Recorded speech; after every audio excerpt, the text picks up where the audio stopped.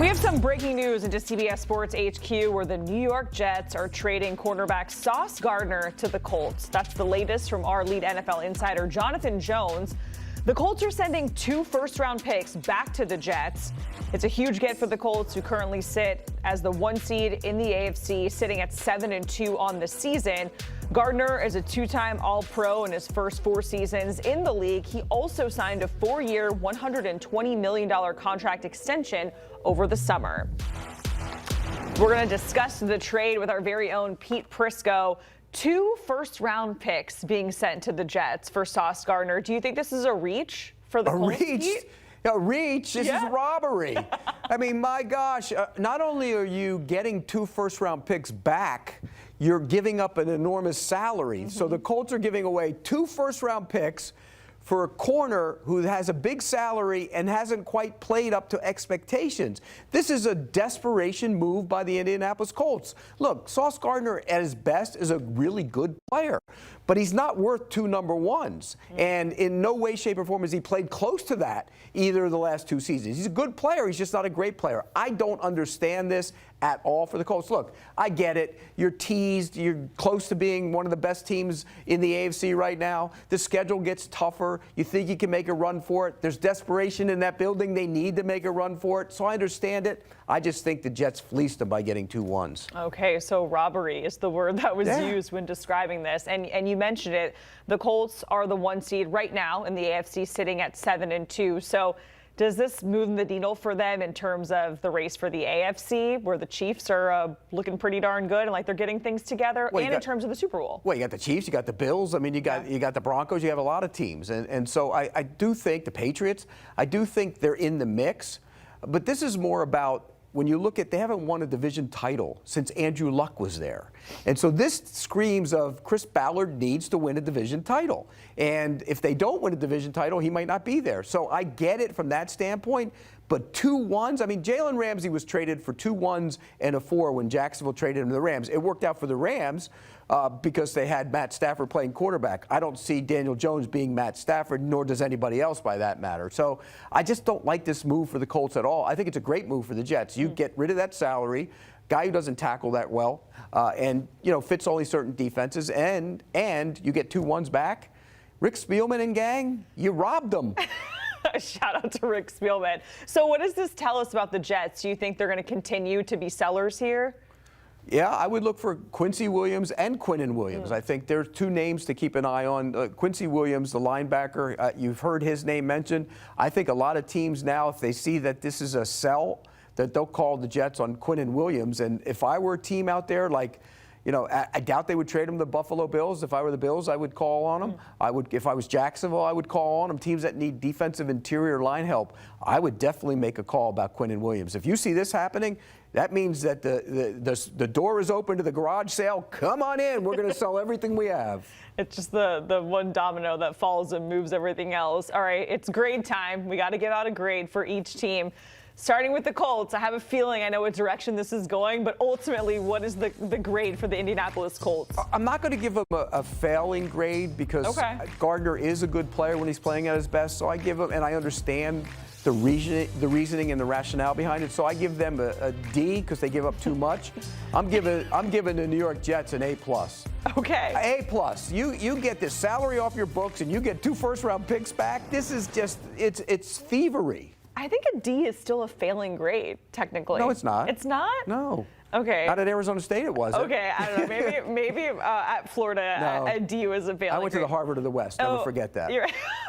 How could we? Pete, we appreciate it. Giving out the grades as Sauce Gardner has now been traded over to the Colts for 2 first-round picks. Pete ultimately giving the Colts a D and the Jets an A+. Stick with us here as we get closer and closer to that official trade deadline at 4 p.m. Eastern. News, highlights, scores. It is all here, and it is all for free.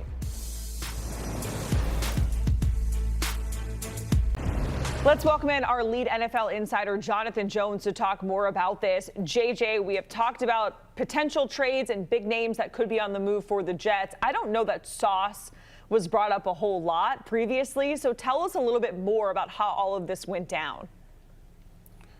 So the Colts have been wanting a cornerback for some time. You know, they signed Charvarius Ward to a 3-year deal in free agency. He goes down with 1 and then 2 concussions, goes on injured reserve. But they always wanted another corner opposite him. I think the injury to Mooney Ward made them need a corner even more. And so they were calling around. And that's what you do. You check and see, hey, would you let go of this player? And the Jets just made Sauce Gardner less than 4 months ago the highest paid corner in NFL history. So it's going to take a lot in order to pry him loose. But almost everyone across the league would have a price. I mean, we're talking about a couple dozen players who cannot be acquired, most of them being quarterbacks, right? But if you pay a certain price, you can get a Sauce Gardner. That's enough. 2 ones is a huge price to pay. That is what the Jacksonville Jaguars ultimately got from the Los Angeles Rams to get Jalen Ramsey 6 years ago. They sent 2 ones and a 4th-round pick. Here, it's 2 ones and A.D. Mitchell, whom I had reported earlier in the day on CBSSports.com, was very much on the trading block from Indianapolis. So they pick up a receiver who has a 2nd-round pedigree, though he has not played up to that standard in his young career so far.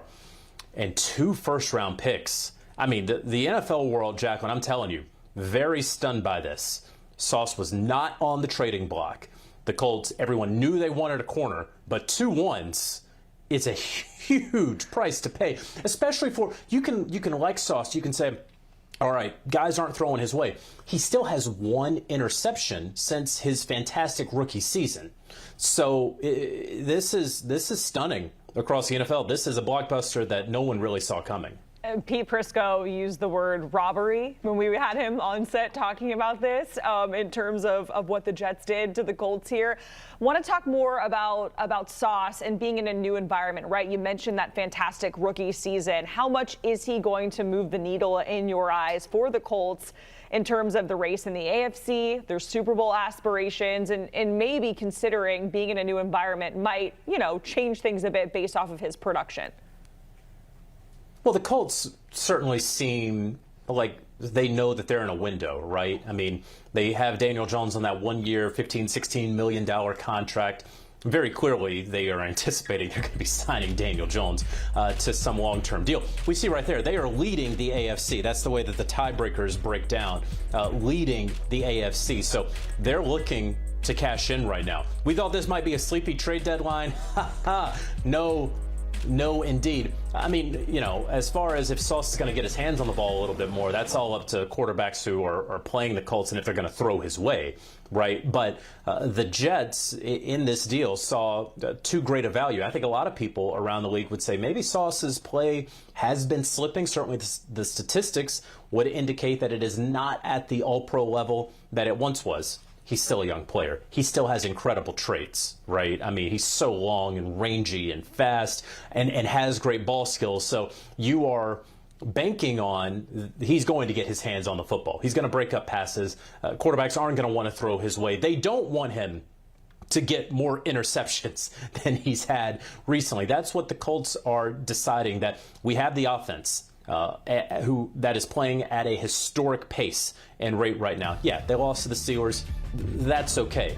Now we add a guy when the other team can't throw the football, when it's January and we have Charvarius Ward on one side and Sauce Gardner on the other side.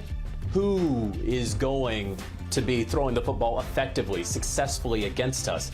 It is a massive trade. Would a lot of people have given up 2 ones right now for Sauce? I don't know that most teams would have, but the Colts being very, very aggressive here in getting Sauce Gardner. And JJ, before we let you go, I want to talk about the Jets side of things. What should we make of this move for them in terms of what is to come for the Jets? Could we be seeing any more moves from them? We could. There's some rumbling that I'm getting right now via text that the Jets are not going to be done. We'll see. It's rumblings. It's rumors. We certainly will see. As I had been told, it would take to meet the Jets' price in order to have them trade Breece Hall, the running back, have them trade the edge rusher, Jermaine Johnson.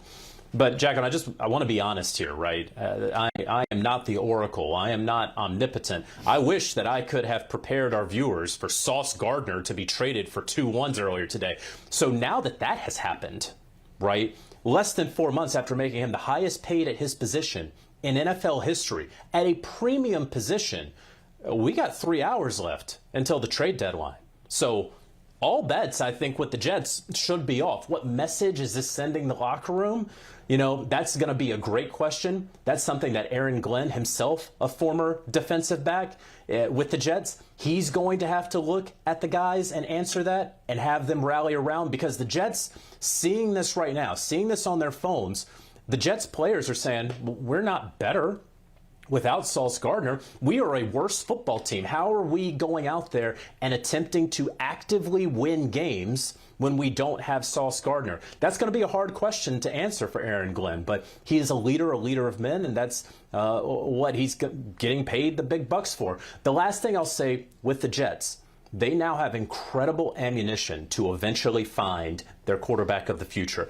We talk all the time about the draft, and if there is that guy in this draft. There may not be that guy in this draft, but here's what the Jets have. They have their own first-round pick, which may be in the top 5, maybe in the top 3, maybe number 1. They have Indianapolis's first-round pick this year and next year in 26 and 27. So they have the ammunition to trade for a quarterback if one is available via trade when we get to the start of the league year in March. A huge, massive, franchise-altering deal today for the New York Jets.